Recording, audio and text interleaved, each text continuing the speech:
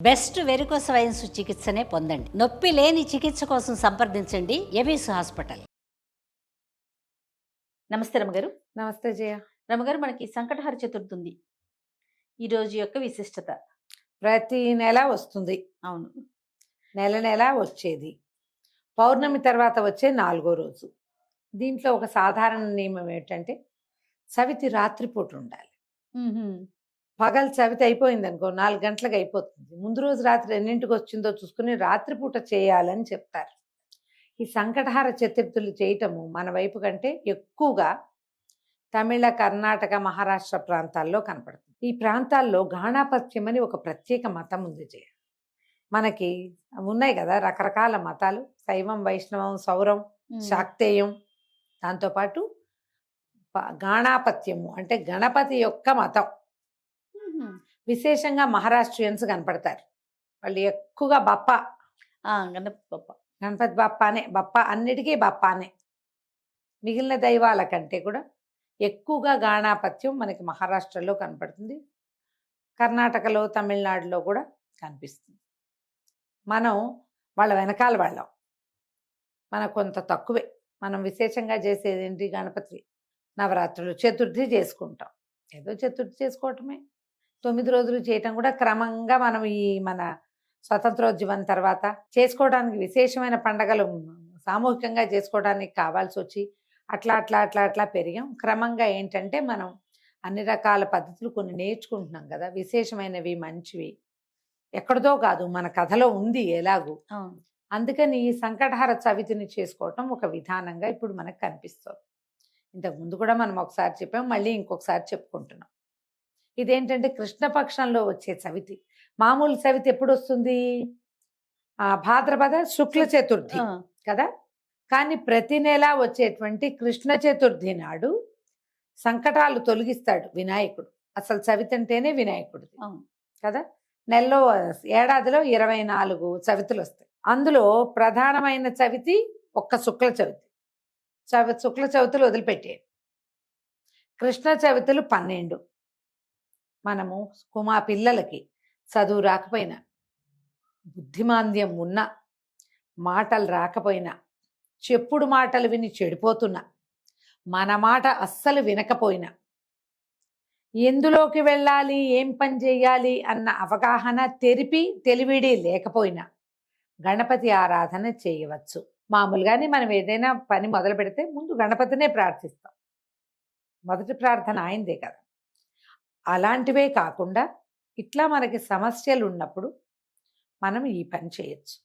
సాధారణంగా పిల్లలు మంకుగా ఉన్నారు, మాట వింటలేదు, బాగా చదవట్లా, కాన్సన్ట్రేషన్ లేదు, ఫోకస్ లేదు అనగానే పెద్దవారందరూ ఏం చెప్తారు? దేవాలయానికి తీసుకుపోయి గణపతికి 11 ప్రదక్షిణాలు చేయించండి, 11 గుంజీలు చేయించండి, గణపతికి కుడుములు పోయండి, ఉండ్రాళ్ళు పోయమంటారు.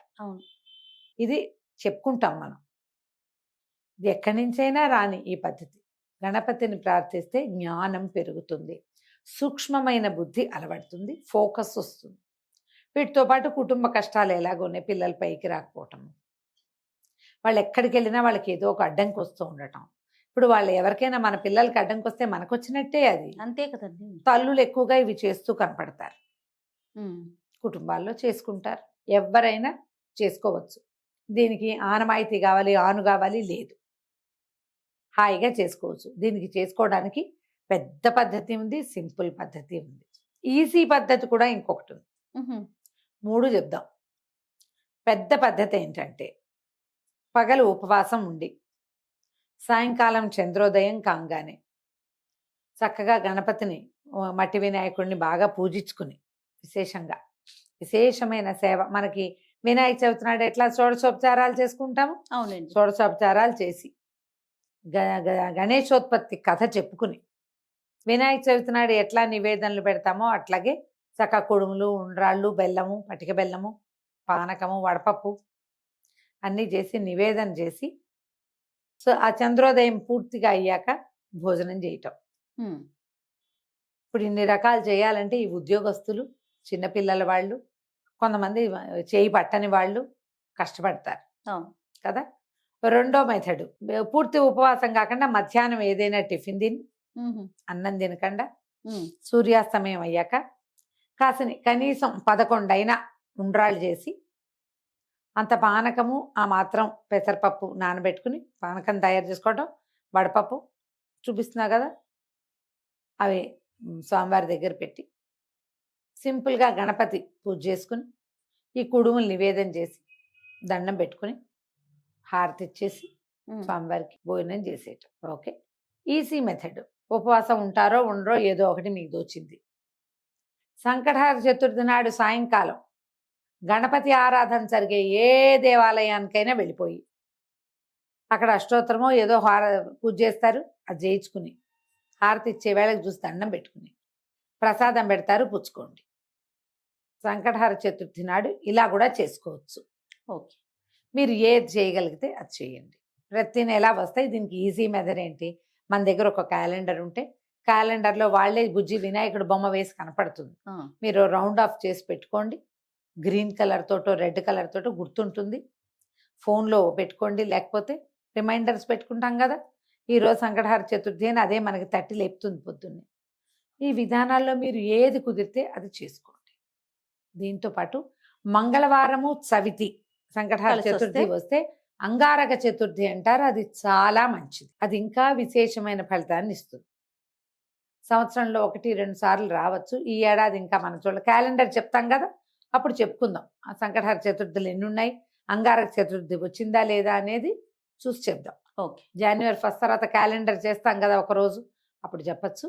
ఎప్పుడు కూడా చవితి నాడు ఉపవాసం ఉంటే మీరు సంకటహర చతుర్థి స్వామిని పూజించాలి అన్న ఆలోచన ఉంటే మొదట నోటికి తాళం వేసుకోండి. వారిని దుర్భాషలాడద్దు. గొడవకి దారి తీసే ఏ విషయంలోకి మీరు వెళ్ళబోకండి. ఈ జ్ఞాపకాన్ని పాటించండి, మర్చిపోవద్దు. ఈ నియమం ఉండాలి. ఉండి మనం చక్కగా పూజ చేసుకోవచ్చు. నేనైతే మధ్యలోదే పాటిస్తాను జయ. 99% నేను పగలు ఏదైనా కాస్త కొద్దిగా మధ్యాహ్నం భోజనం చేయను. చిన్న టిఫిన్ ఏదైనా తిని మార్నింగ్ బ్రేక్ఫాస్ట్ చేస్తే ఇంకా లంచ్ లేదు. సాయంకాలం వేసరికి ఉండ్రాలు చేసేసుకుని నాకు రుణహర్తృ గణపతి స్తోత్రం ఉంది. గణపతి 12 నామావళి 16 నామావళి ఉన్నాయి. ఈ 3 రోజువారీ చదువుకునేవి. అందులో ఒక మంత్రం వస్తుంది రుణహర్తృ గణపతి స్తోత్రంలో. ఆ మంత్రాన్ని ఎక్కువ సార్లు చేసుకుంటారు. దండం పెట్టుకుని స్వామివారికి నివేదన చేసేసి పంచోపచారాలు చేసి గంధం పుష్పం సమర్పయామి చేస్తాను.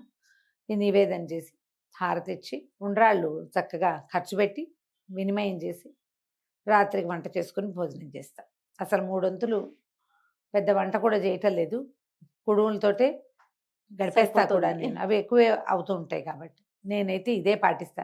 అవకాశం కుదిరి ఏదైనా గుడికి వెళ్ళగలిగామంటే మరీ మంచిది. చక్కగా దేవాలయంలో స్వామివారికి హారతి ఇస్తారు, మంగళ నీరాజనాలు ఇస్తారు, అవన్నీ చూడొచ్చు.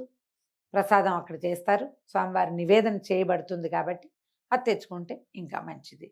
మీకు ఏదైనా సమస్య, బుద్ధికి సంబంధించిన సమస్యలు, అనారోగ్యాలు, మానసిక సమస్యలు ఉన్న వాళ్ళకి తప్పకుండా సంకటహర చతుర్థి పనిచేస్తుంది. మీ అవకాశాన్ని బట్టి ఎలా కుదిరితే అట్లా చేసుకోండి. తప్పకుండా రమ్మగారు. నమస్తే. నమస్తే జీ.